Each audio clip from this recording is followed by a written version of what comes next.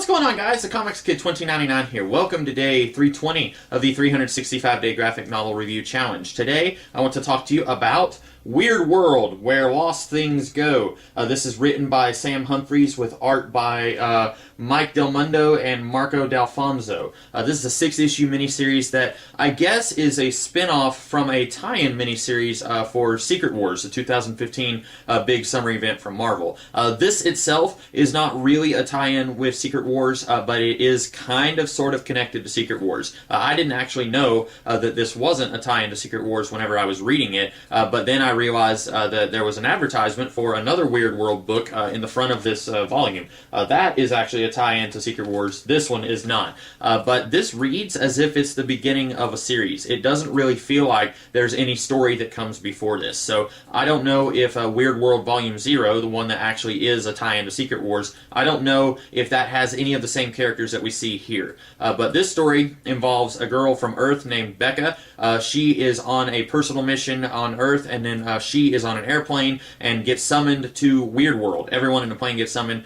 She's the only survivor of the plane crash, and then she meets a couple of characters who live on Weirdworld who basically pull her into this war that's going on Weirdworld. She doesn't really have any interest in fighting in this war. She just wants to get back to Earth so she can complete her mission. This feels a lot like a homage to some of your favorite fantasy stories. There's a little bit of Lord of the Rings here, where you've got this normal schmo who has to go on a larger-than-life adventure that at first they're not very interested in doing. That's Becca to a T. There's also a little bit of Willow. That's a fantasy movie that I grew up loving quite a bit from the 80s. The Tom Cruise movie Legend from when he was a younger man. There's a little bit of that movie here as well.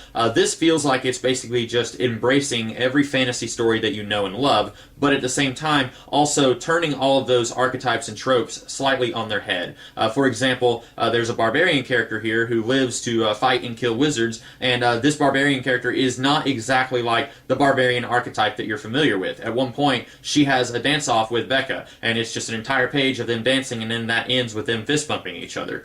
This is not exactly the same kind of fantasy quest story that you're familiar with, and I like that quite a bit about this book. I like that it takes things that you're familiar with, it embraces some of those things, but then it also changes some of those things, in my opinion, for the better. We also have a villain here, Morgan Le Fay, from King Arthur's mythos, and I am a huge King Arthur fan. I really love King Arthur stories. Generally, I don't like it when you take King Arthur characters and try to put them in a non-King Arthur story. So, for example, here we have Morgan Le Fay, who is King Arthur's half-sister, and is pretty much his biggest enemy in most King Arthur stories. I feel like this villain could have been called Bavmorda from the aforementioned Willow, and you would have had basically the same character. There's nothing here about this character who feels similar to Morgan Le Fay from mythology. I feel like they could have called her Miser's evil queen who's at war with the rest of Weirdworld, and you would have gotten across the same point. What I do like about this character is that she feels very sympathetic. It seems like everything that she does in this story serves a very sympathetic motivation, and I like that quite a bit. Most of the time, whenever you have the generic evil queen in a fantasy story, they are just the generic evil queen. I like that Morgan Le Fay here, she's doing what she does for a very selfless reason. She's doing it to help someone that she loves, and I like that quite a bit. I just wish that there was a little bit more to her character. I wish that if they were going to go the King Arthur route, if they were going to use Morgan Le Fay, actually use something about the character of Morgan Le Fay from King Arthur stories, or just create a brand new character and say,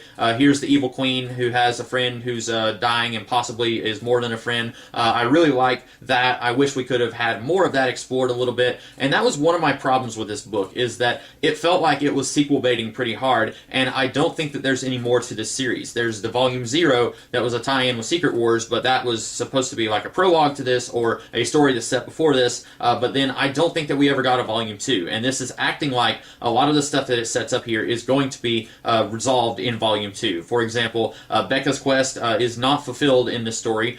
She is still trying to finish up what she started here.